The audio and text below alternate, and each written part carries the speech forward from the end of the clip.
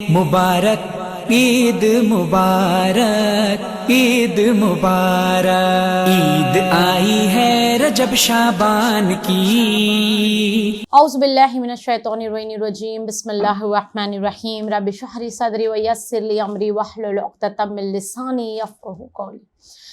नाज़रीन अस्सलामु अलैकुम व रहमतुल्लाहि व बरकातुहू। आप तमामों का खैर मक़दम करते हैं हमारे बेहतरीन उम्दा तरीन प्रोग्राम में, जिसमें माह रजबुल मुरज्जब की अज़मत बयां किए जा रहे हैं और हम ये देखना चाहते हैं कि इसकी रहमतें, इसकी रहमतें, इसमें मांगी हुई दुआएं को कैसे हम हासिल कर सकें। अज़ान गिरामी, मुसलसल आपके सामने हम कई एपिसोड्स लेके आए हैं और आज का हमारा एपिसोड है एपिसोड नंबर 8 कि जिसमें हम जानेंगे कि अगर माह रजबुल मुरज्जब में जब कोई दुआ मांगी जाती है तो किस तरह से वो दुआएं कबूल होती हैं।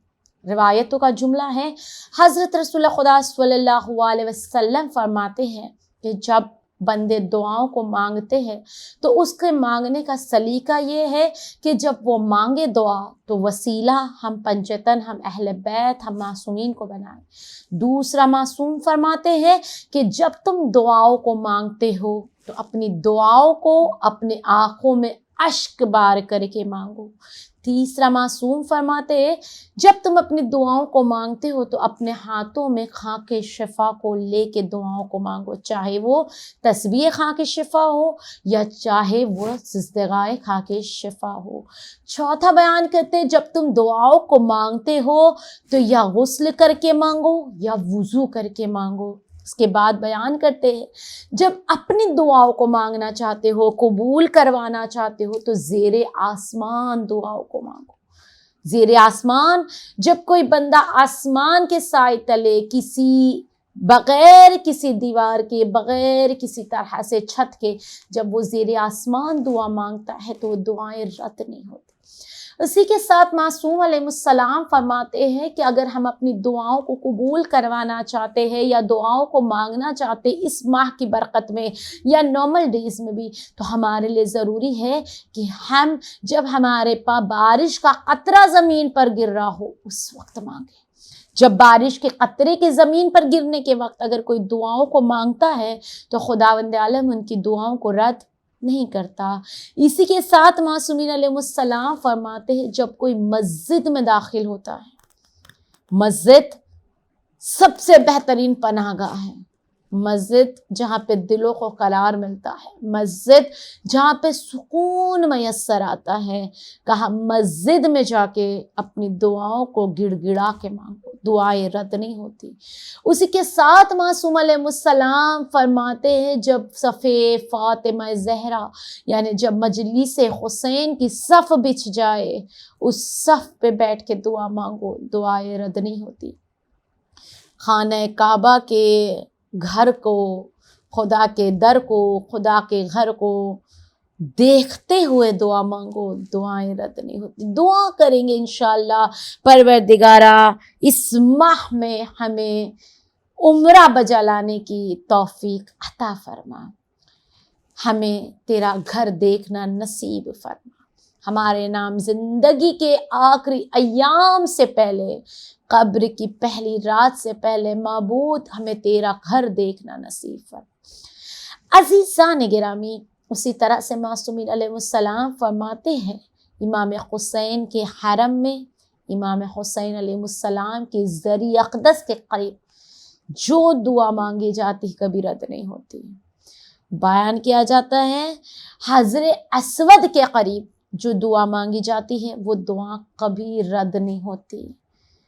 अब सुनिए, अपनी माओ के कदमों के तले बैठ के औलाद अगर दुआ मांग ले वो दुआ कभी रद्द नहीं होती। माँ के कदमों का बोसा लेकर अगर दुआ मांग ले तो माँ जब फरियाद करती है खुदा से या जब माँ अपनी औलाद के सर से हाथ फेरती है, खुदा कहता है मैं इन दुआओं को कभी रद्द नहीं करता।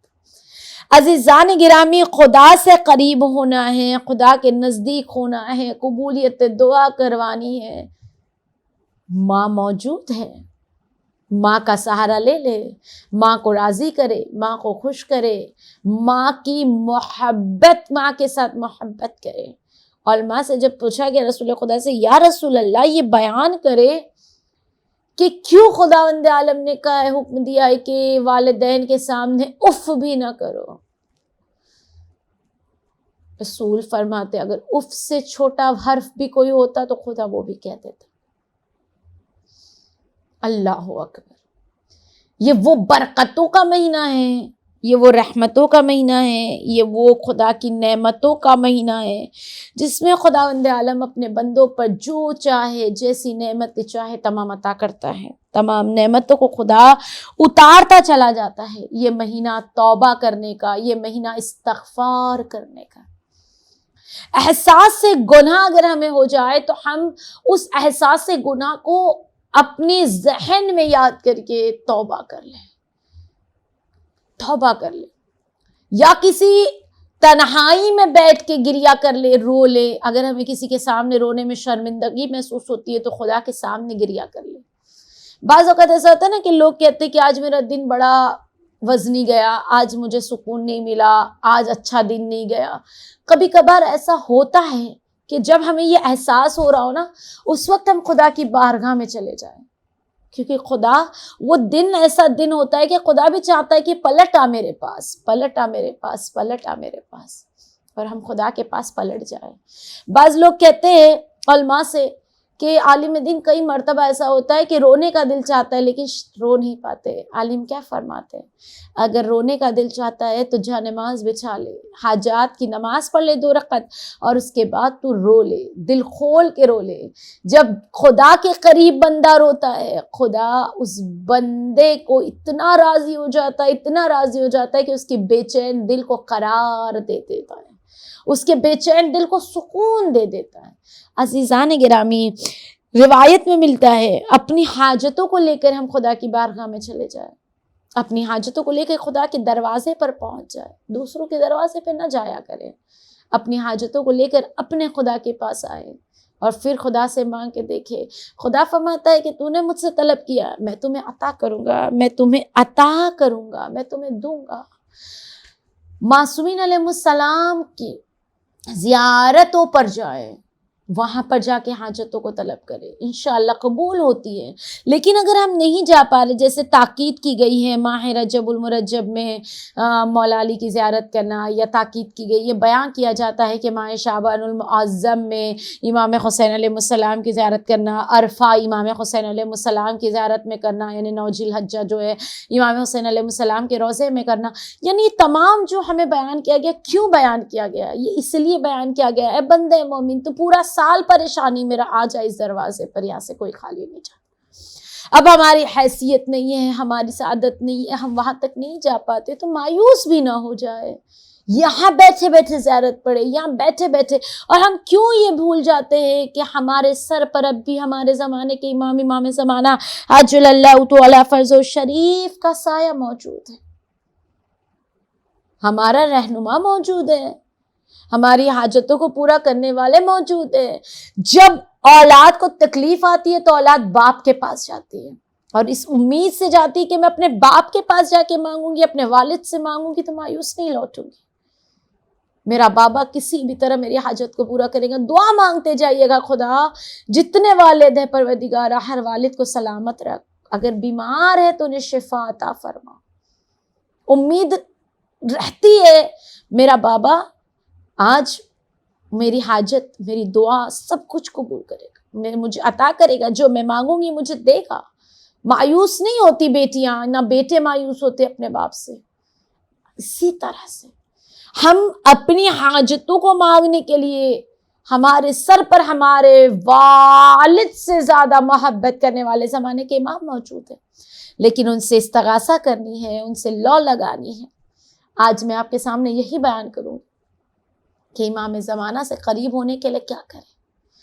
بہترین زیارتوں میں زیارت آل یاسین کا پڑھنا، امام زمانہ کی بہترین زیارت، امام زمانہ سے قریب کرتا ہے۔ امام زمانہ فرماتے ہیں کہ جو زیارت آل یاسین پڑھ کر مجھے سلام کر کر مجھے یاد کرتا ہے، میں اسے جواب سلام دینے ضرور جاتا ہوں۔ امام زمانہ فرماتے ہیں کہ جو زیارت آل یاسین پڑھتا ہے وہ میری ملاقات کا شرف حاصل کرتا ہے۔ امام زمانہ فرماتے جو زیارت آل یاسین پڑھتا ہے اسے 1000 فائدے حاصل ہوتے، 1000 فائدے، 1000 فائدے۔ ایک زیارت آل یاسین پڑھے 1000 فائدے حاصل کرے، جس میں سب سے بہترین جو بیان کیا جاتا ہے ایکسیڈنٹل موت سے بچ جاتا ہے۔ اس کی موت ایکسیڈنٹل نہیں ہوتی، اس سے توبہ کرنے کا، گناہوں کی معافی مانگنے کا موقع ملتا ہے، توبہ کرنے کا اسے موقع ملتا ہے، اپنوں سے رخصت ہونے کا اسے موقع ملتا ہے۔ دوسری چیز بیان کی گئی زیارت آل یاسین کے پڑھنے والوں کے لیے کہ اگر کوئی روزی کے لیے پڑھ رہا ہے زیارت آل یاسین، اس سے رزق حلال زمانے کے امام کے ذریعے عطا ہوتا ہے۔ اگر کوئی قرض کی ادائیگی کے لیے پڑھ رہا ہے زیارت آل یاسین تو اس کے قرض کی ادائیگی خود امام زمانہ انجام دیتے ہیں۔ عزیزان گرامی، آیت اللہ خادم شرازی بہت بہترین آیت اللہ، جنہوں نے فرمایا ہے کہ ایک مرتبہ یہ امام رضا علیہ السلام کے حرم میں بیٹھے ہوئے تھے، اور جب یہ امام رضا علیہ السلام کے حرم میں اور امام رضا علیہ السلام کے حرم میں آ کر انہوں نے امام زمانہ کو یاد کیا، امام رضا کو بھی سلام کیا، امام زمانہ کو بھی سلام کیا، اور بہت زیادہ روئے، اور اس قدر انہوں نے گریہ کیا، اس قدر انہوں نے آنسو بہائے، اور امام زمانہ سے کہا کہ مولا مجھے آپ کی زیارت کروا دے، ایک مرتبہ میں آپ کا دیدار کروں۔ لہٰذا یہ گھر آئے آیت اللہ خادم شرازی، اور آنے کے بعد یہ سوئے تو انہوں نے اپنے خواب میں امام زمانہ اجل اللہ تعالی فرضہ شریف کی زیارت پائی، اور جب زیارت امام زمانہ ہوئی تو امام کے قدموں کا بوسہ لیا امام کو اس طرح سے، اور اس کے بعد امام زمانہ سے پوچھا مولا میں آپ کی زیارت کا بڑا مشتاق تھا، میں روزانہ یہی تمنا یہی آرزو کرتا تھا کہ مجھے آپ کا دیدار ہو جائے، آپ کی زیارت کا شرف حاصل ہو جائے۔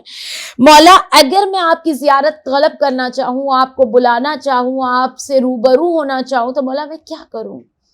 زمانے کے امام آیت اللہ خادم شرازی سے فرماتے ہیں کہ اے شرازی اگر تم چاہتے ہو کہ میری زیارت کا شرف حاصل کرو پھر مجھے زیارت آل یاسین پڑھ کے دعا کرو، سلام مجھے زیارت آل یاسین پڑھ کے کیا کرو، پھر دیکھو میری زیارت کا شرف پاؤ گے۔ اپنی دعاؤں میں مجھے یاد کیا کرو، اپنی دعاؤں میں مجھے یاد کیا کرو، اور اس طرح سے مجھے پکارا کرو کہ میں تمہیں اپنا دیدار کرا سکوں۔